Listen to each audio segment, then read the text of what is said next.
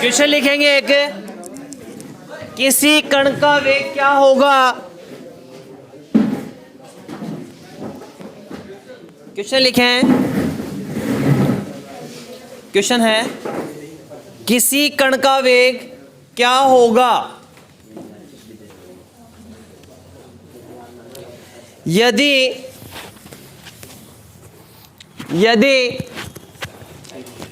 उसका द्रव्यमान, किसी कण का वेग क्या होगा यदि उसका द्रव्यमान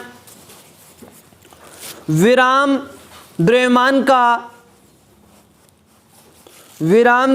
का दुगुना हो। विराम द्रव्यमान का दुगुना हो मतलब m कितना दिया,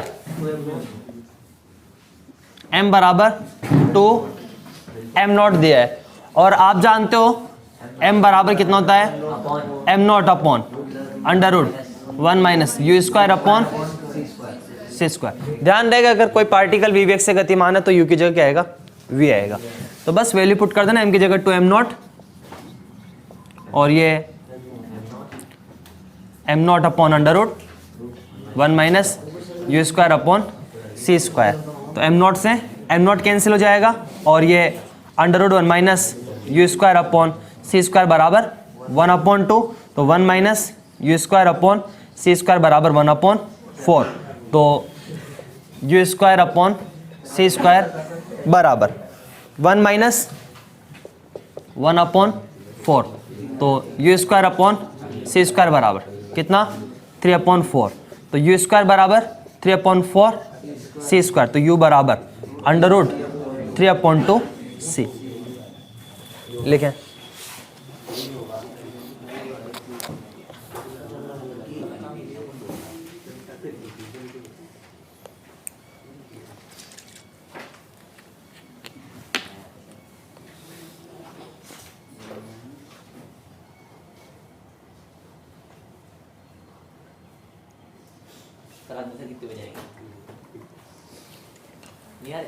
आज नहीं आ रहे,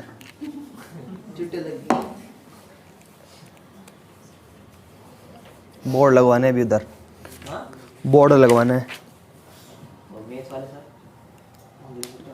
उनके लिए भी साथ आ जाएंगे दोनों।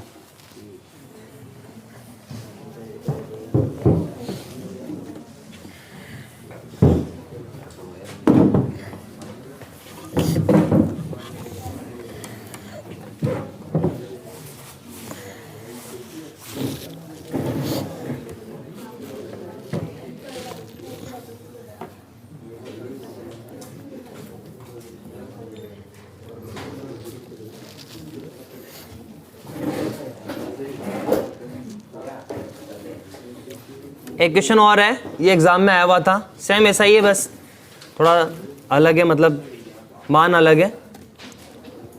लिखो, एक पिंड, कंप्लीट हो गया ये,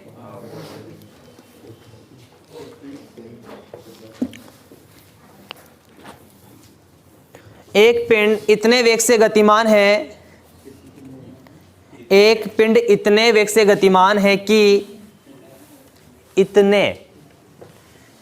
एक पिंड इतने वेग से गतिमान है कि उसका गतिमान अवस्था में द्रव्यमान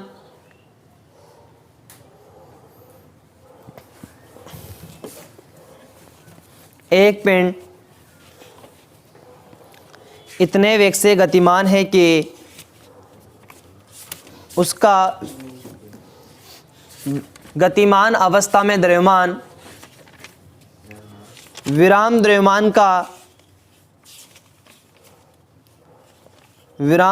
का 8 गुना हो जाता है। विराम द्रव्यमान का 8 गुना हो जाता है, तो इसका वेग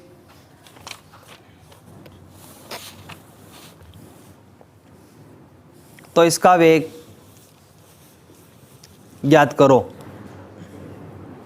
आप लोग।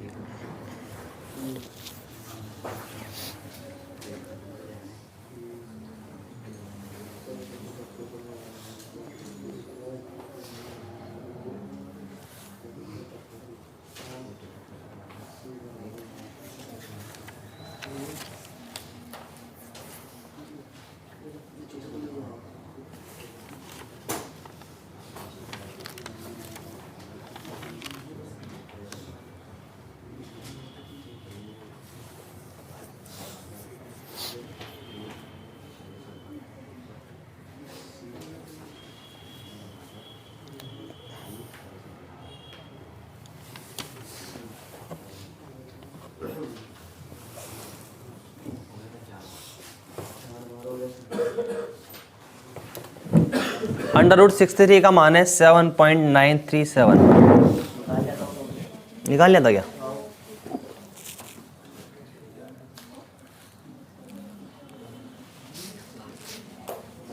कितना आया?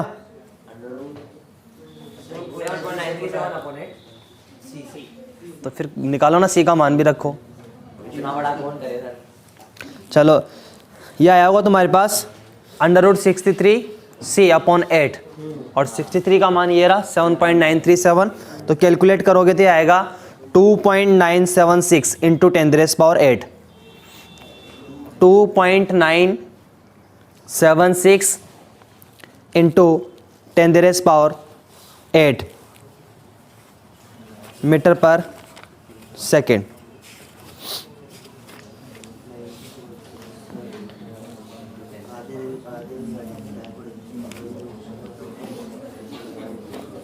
टॉपिक डालें, इसके बाद बातें नहीं।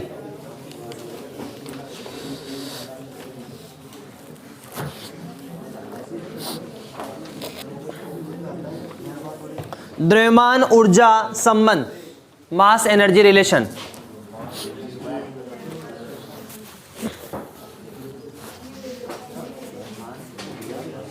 द्रव्यमान ऊर्जा संबंध।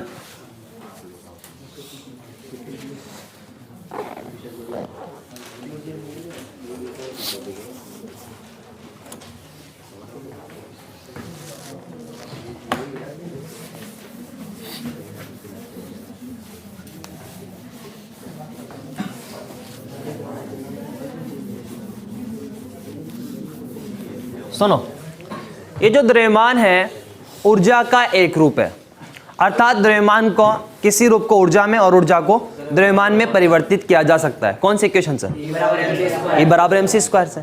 ठीक है, तो आपने एक चीज जानते हैं, कार्य ऊर्जा परमेय। कार्य ऊर्जा परमेय क्या होता है? गतिज ऊर्जा में परिवर्तन। गतिज ऊर्जा में जो परिवर्तन है वो किसके बराबर है? कण द्वारा किए गए कार्य। कण द्वारा किया गया कार्य। गतिज ऊर्जा में जो परिवर्तन है वो किसके बराबर होता है? कण द्वारा किए गए कार्य के। मतलब इसको मैं ऐसे लिख देता हूं, DE काइनेटिक एनर्जी में जो चेंज है वो किसके बराबर है? कण द्वारा किए गए कार्य के, मतलब DW के।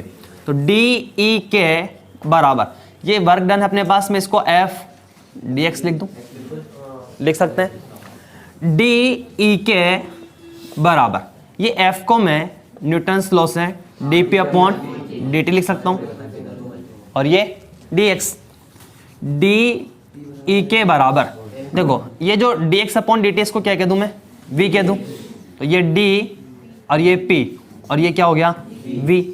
तो DE बराबर, ये डिफरेंशिएशन है, और ये p को मैं क्या कह दूं? mv। ठीक है, तो DE बराबर, इसको फर्स्ट मान ले, इसको सेकंड मान ले। तो फर्स्ट तो एज इट इज, तो m तो ऐसे ही, और v का dv प्लस फिर v एज इट इज और m का dm इंटू क्या है? v। तो DE बराबर, इसको इंटू कर दूं मैं, तो ये तो v² dm और प्लस इससे इंटू कर दो mv dv। Equation number first. ठीक है, अब मान लो कोई कण v वेग से गतिमान है। कितने वेग से? v वेग से गतिमान है। तो उसका जो मास है वो कितना होगा? m बराबर m बराबर M not upon under root 1 minus V square upon C square. ठीक है, तो m under root 1 minus V square upon C square बराबर कितना, m नॉट। वर्क कर दूं मैं तो m square 1 minus V square upon C square बराबर m नॉट का स्क्वायर। यहां से अपन सी स्क्वायर एलसीएम ले ले, सी स्क्वायर में एलसीएम ले लो और उधर इनटू कर दूं तो यहां से अपने पास कितना आएगा, देखो ये m square C square minus V square बराबर m नॉट का स्क्वायर सी स्क्वायर। इससे इनटू करें m square C square minus m square V square बराबर m नॉट का स्क्वायर सी स्क्वायर। अवकलन करता हूं मैं इसका,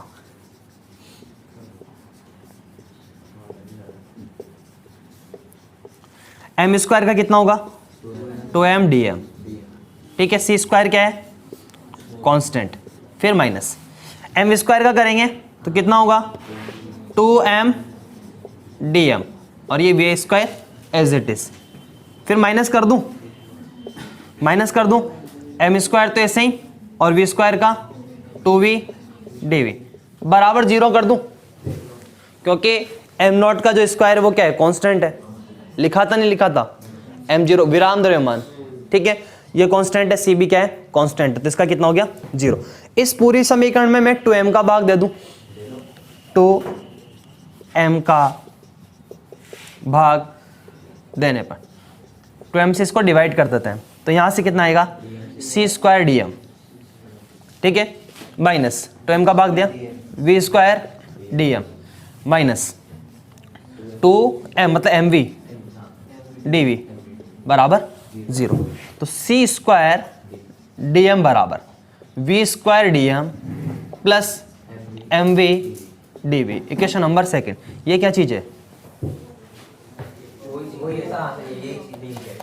डी के, ये क्या है अपने पास डी के, तो डी के बराबर C square dm from equation number first and second. D के बराबर C square dm equation number third. ठीक है, अब सबसे पहले मैं बात करता हूं कि v बराबर 0 पर, किस पर v बराबर 0 पर कण का जो मास है वो कितना होगा, कण का जो द्रव्यमान है पार्टिकल का जो मास है वो कितना होगा m नॉट। अब यहां से चेक कर लो ना, m बराबर m not under root 1 minus V square upon C square, v का मान 0 किया तो m बराबर कितना m नॉट, m बराबर m नॉट और काइनेटिक एनर्जी E के बराबर 0। अरे 1/2 mv square, half mv square है, v कितना आपके पास 0 है, तो काइनेटिक एनर्जी कितनी होगी 0 होगी।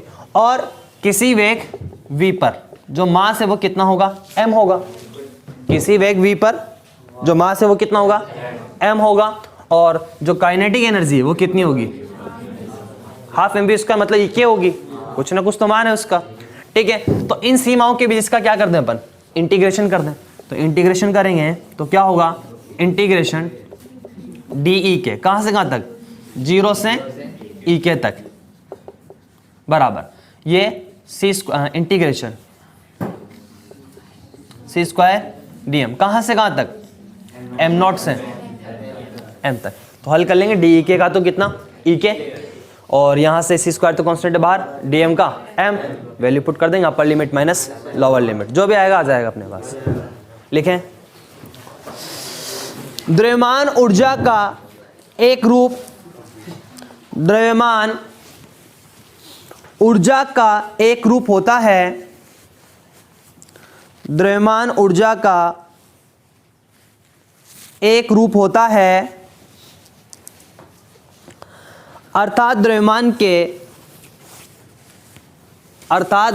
के किसी रूप को ऊर्जा में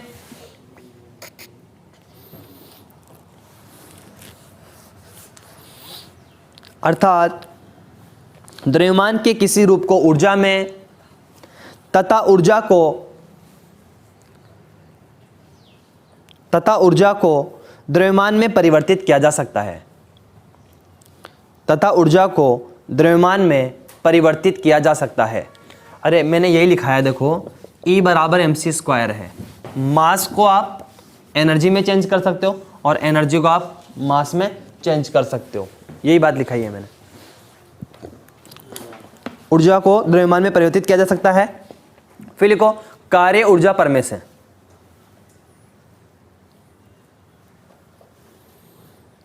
वर्क एनर्जी थ्योरम, कार्य ऊर्जा परमेय से। लिखो गतिज ऊर्जा में परिवर्तन, चेंज इन काइनेटिक एनर्जी, गतिज ऊर्जा में परिवर्तन बराबर कण द्वारा किया गया कार्य, कण द्वारा किया गया कार्य, work done by a particle, कण द्वारा किया गया कार्य। ठीक है, तो देखो यही लिखा मैंने, गतिज ऊर्जा में परिवर्तन DE के, गतिज ऊर्जा में परिवर्तन DE के, और कण द्वारा किया गया कार्य कितना, dW, यही है। अब अपन जानते हैं कार्य क्या होता है, बल इंटू विस्थापन, तो F dx। यहां से इस F को मैं न्यूटन के द्वितीय नियम से, सेकंड लॉ न्यूटन का, dp/dt लिख सकता हूं, और ये dx, ये dx/dt को अपन क्या कहते हैं, v, वेलोसिटी है। ठीक है, तो DE के बराबर dp इंटू v, तो ये d और p क्या होता है, mv इंटू v। अब ये क्या है, डिफरेंशिएशन ऑफ mv, तो यहां से इसका करें m तो एज इट इज, v का करेंगे तो dv, plus v as it is m का करेंगे तो dm, और ये v, तो इस v को इंटू कर दें, v² dm plus mv dv, ये क्या आ गया अपने पास, DE के आ गया। और हम जानते हैं कि v वेग से गतिशील कण का द्रव्यमान क्या होता है, m बराबर m0 अंडर 1 माइनस v²/c², अगर v वेग से गतिमान है तो। ठीक है, तो यहां से इसको इंटू कर दो मैं इधर, और ये m0 हो गया अपने पास, m² वर्क कर दे दोनों तरफ, तो ये m² और ये अंडर था, तो 1 माइनस v²/c², m0 का स्क्वायर। यहां से c² एलसीएम लिया मैंने और उधर इंटू कर दिया मैंने। ठीक है, तो m² c² minus v², m0 का स्क्वायर c², इससे इंटू कर दिया। अब इसका क्या करेंगे, अवकलन करेंगे, पूर्ण अवकलन है ये। तो यहां से देखो m² का 2m dm, c² कांस्टेंट है। ठीक है, फिर माइनस c² का नहीं किया मैंने, अब फिर माइनस, ये देखो mv² v² तो पहले इसका गया, तो 2m dm v² as it is, फिर माइनस, आगे जो माइनस था उसकी जैसे आएगी, फिर m² as it is v² का 2v dv बराबर 0, क्योंकि m0 क्या है, कांस्टेंट है, और cb क्या है, कांस्टेंट है, इसलिए कांस्टेंट का कितना होता है, 0। ठीक है, 2m से डिवाइड कर दिया, तो ये 2m से डिवाइड किया तो c² dm माइनस ये v² dm, और माइनस यहां से देखो mv dv बराबर कितना, 0। इन दोनों को RHS साइड में भेज दूं मैं। अब यहां पर देखो इसको क्या कहते हैं, इक्वेशन नंबर फर्स्ट से DE के, तो c² या DE के बराबर c² dm, यहां तक आपको लिखना है। और सुनो मैं क्या कह रहा हूं कि v बराबर 0 पर, v बराबर 0 पर अपने पास जो मास है वो कितना है, m0 है। कैसे, m बराबर m0 अंडर 1 माइनस v²/c², यहां अगर मैं 0 पुट कर दूं तो फिर क्या आएगा, m बराबर m0, m बराबर m0। और काइनेटिक एनर्जी कितनी है, 0, क्यों, काइनेटिक एनर्जी कितनी होती है, हाफ mv², तो v कितना है, 0 है आपके पास, इसीलिए कितना हो गया, E के बराबर 0। ठीक है, और किसी वेग v पर, किसी वेग v पर m कितना है, m ही है। देखो अगर कोई वेलोसिटी है तो मास कितना है, m ही है, और जो काइनेटिक एनर्जी वो कितनी है, E के, मतलब 0 नहीं है, E के है। ठीक है, तो यहां से इन सीमाओं के बीच क्या कर दें, इंटीग्रेशन कर दें, तो 0 से E के DE के बराबर m0 से m c² dm। ठीक है, लिखो पहले समीकरण 3 तक, समीकरण 3 तक के बाद लिखेंगे समीकरण 3 के बाद v बराबर 0 पर, v बराबर 0 पर कण का द्रव्यमान, v बराबर 0 पर कण का द्रव्यमान m बराबर m0,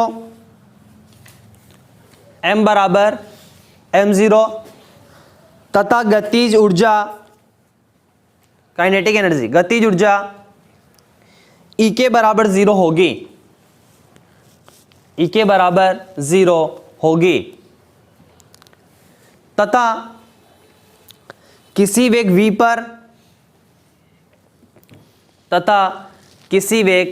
v पर द्रव्यमान m तथा गतिज ऊर्जा E के होगी,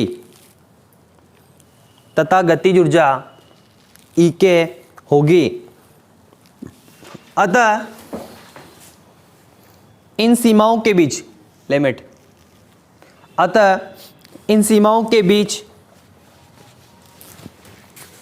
उपरोक्त समीकरण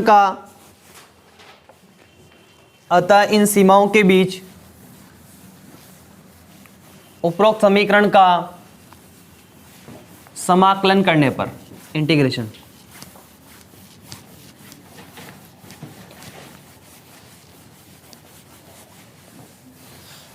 लिखो फिर ये यहां से, ये मैं लैंग्वेज में लिखा चुका, ये नहीं लिखने दोनों लाइन।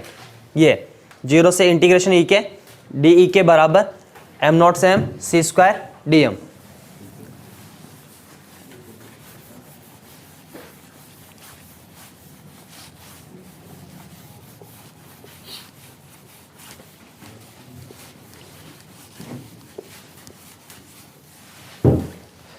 तो देखो यहां से डी ई के का कितना होगा, ई के लिमिट 0 से ई के, फिर सी स्क्वायर डी एम का कितना एम, लिमिट एम नॉट से एम, तो ई के upper limit minus lower limit, E के minus 0 C square M minus M not, तो ई के बराबर M C square minus M not C square, तो एम सी स्क्वायर बराबर E के plus M not C square. इस M C square को मैं ई के दूं, तो ई बराबर ई के plus M not C square. काफी इंपॉर्टेंट रिलेशन है ये। समीकरण कौन सी है, 4। किसी भी कण की कुल ऊर्जा उसकी गतिज ऊर्जा प्लस विराम ऊर्जा के योग के बराबर होती है। मैं पूछूंगा, इससे आप लोगों को याद होना चाहिए, किसी भी कण की कुल ऊर्जा, पार्टिकल की जो टोटल एनर्जी है वो kinetic energy plus rest energy के योग के बराबर है, मतलब टोटल के इक्विवेलेंट होनी चाहिए। ठीक है, तो E बराबर ई के plus M not C square. किसी भी कण की कुल ऊर्जा उसकी गतिज ऊर्जा प्लस विराम ऊर्जा के योग के बराबर होती है। और जहां E बराबर कितना है, एम सी स्क्वायर, क्या है ये, हाँ, द्रव्यमान ऊर्जा संबंध भी कह सकते हैं। लिखें, यहां तक लिखना है, समीकरण 4 तक, समीकरण 4 तक।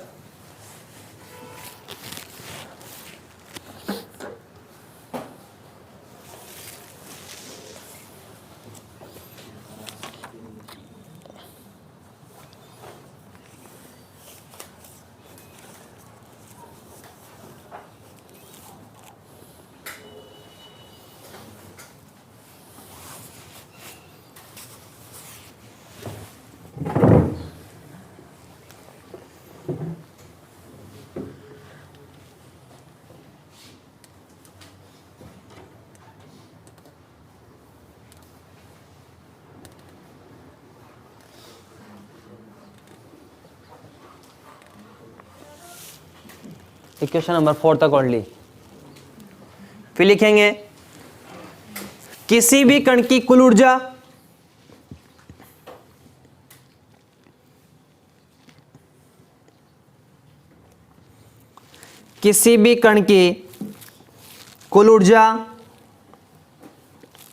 गतिज ऊर्जा व विराम ऊर्जा के योग के बराबर होती है। काफी इंपॉर्टेंट लाइन है ये, सबको याद होना चाहिए। किसी भी कण की कुल ऊर्जा गतिज ऊर्जा व विराम ऊर्जा के योग के बराबर होती है, जहां E बराबर कितना है, एम सी स्क्वायर। इसको मान लो समीकरण 5।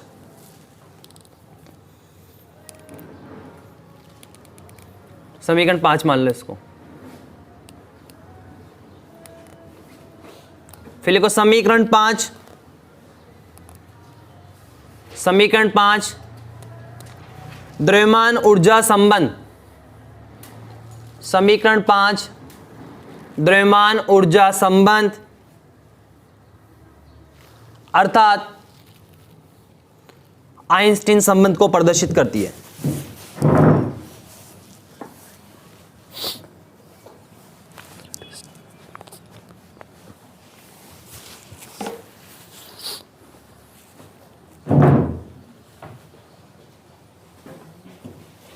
ठीक है, टॉपिक डालेंगे, टाइम है ना अभी तो?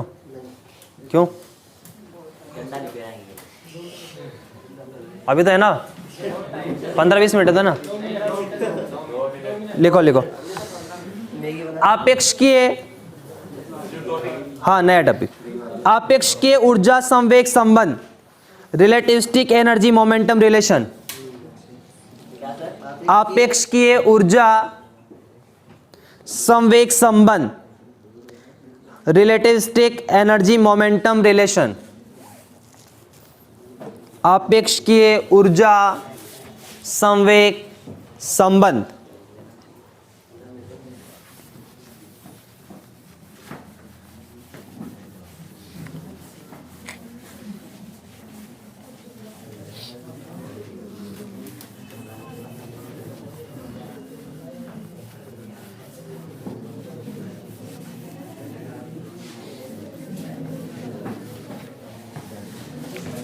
देखो अपन जानते हैं जो ऊर्जा है, एनर्जी, वो कितनी होती है? एम बराबर ई बराबर एम सी स्क्वायर। ठीक है, और इसको मैं इक्वेशन नंबर फर्स्ट कह देता हूं। और आप जानते हो ई बराबर कितनी होती है? M not upon under root 1 minus V square upon C square. Equation number second value put कर दूं मैं from equation number first and second. E बराबर, ये वैल्यू यहां पुट करूं, M not C square upon under root 1 minus V square upon C square. Equation number third. तथा संवेग momentum P बराबर M V. Equation number 4 from equation number second and 4 value put कर दें M की, तो कितना होगा? P बराबर M not V upon under root 1 minus V square upon C square. Equation number 5। अब देखो आपेक्षिकीय जो ऊर्जा है और जो संवेग है, इनमें संबंध निकालने के लिए क्या करते हैं? इसका वर्क करते हैं, समीकरण 3 का, और समीकरण 5 का वर्क करते हैं और इसको सी स्क्वायर से गुणा करके घटा देते हैं। ठीक है, तो ये काम मैं डायरेक्ट करने के लिए क्या करता हूँ? मैं डायरेक्ट यहाँ पर यूँ लिखता हूँ कि ई square minus P square C square बराबर, ये पद लेकर चलो। तो मैंने यही कहा अभी, पहले तो इसका स्क्वायर करते हैं, फिर इसका स्क्वायर करते हैं और उसको सी स्क्वायर से गुणा करके घटा देते हैं। तो मैंने घटा दिया, ई square minus P square C square बराबर। अब अपने पास ई स्क्वायर का मान है, कितना है? एम नॉट का स्क्वायर सी की घात 4 upon 1 minus V square upon C square minus P square M not का square V square upon 1 C square भी है, पी स्क्वायर सी स्क्वायर था नहीं, और 1 minus V square upon C square. ठीक है, तो E square minus P square C square बराबर एम नॉट का square C square upon 1 minus V square upon C square common है, तो यहां से कितना बचा? C square minus V square. तो E square minus P square C square बराबर एम नॉट का स्क्वायर सी की पावर 4, सी स्क्वायर एलसीएम ले लिया, और ये C square minus V square. ठीक है, और ये C square minus V square, ये कैंसिल हो गया। तो E square minus P square C square बराबर एम नॉट का स्क्वायर सी की पावर 4। तो ई स्क्वायर बराबर P square C square plus M not का स्क्वायर सी की पावर 4। तो ये आपेक्ष के ऊर्जा और आपेक्ष के संवेग में क्या है? संबंध है। ठीक है, लिखें, ये इंपॉर्टेंट है ये। याद होना चाहिए, कुछ भी नहीं डायरेक्ट लिखो। इसको आप एक समकोण त्रिभुज की भुजाओं के द्वारा भी प्रदर्शित कर सकते हो।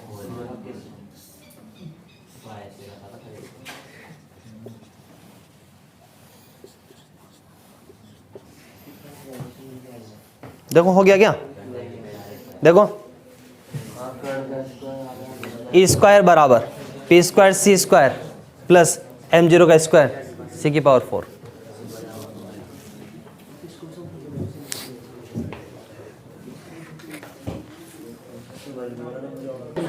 समीकरण 6, समीकरण 6 ऊर्जा व संवेग में आपेक्ष के संबंध को प्रदर्शित करती है। समीकरण 6 इक्वेशन नंबर 6 ऊर्जा व संवेग में आपेक्ष के संबंध को प्रदर्शित करती है तथा इसे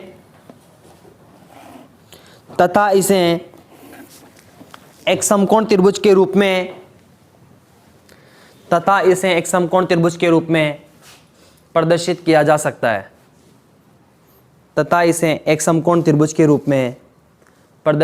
सकता है।